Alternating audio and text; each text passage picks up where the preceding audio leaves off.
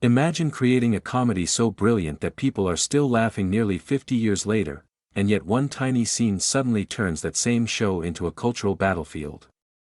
That's exactly what happened to the legendary British sitcom Fawlty Towers. For decades it was considered one of the greatest comedies ever made. Then in 2020, a single moment from an episode that first aired in 1975 triggered a storm of debate across the world. Not because of the slapstick chaos. Not because of the famous, "don't mention the war" meltdown. But because of a few uncomfortable words spoken by a minor character, words that had quietly existed for 46 years before suddenly becoming impossible to ignore. To understand why the controversy exploded, you have to go back to the strange origins of the show itself.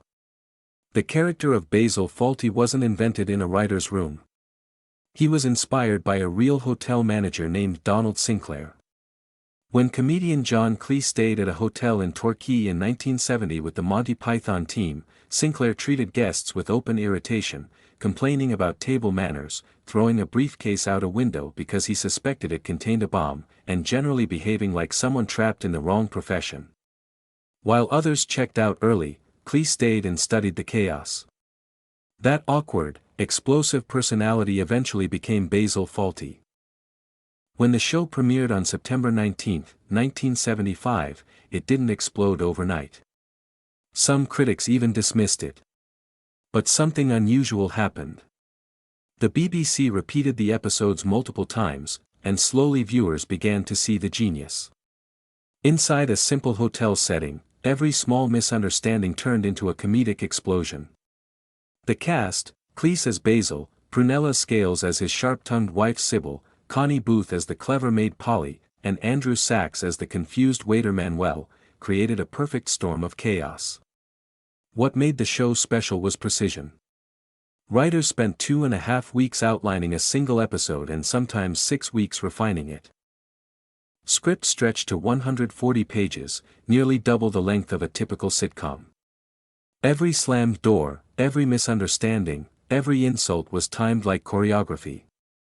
The result felt fast, explosive, and dangerously unpredictable.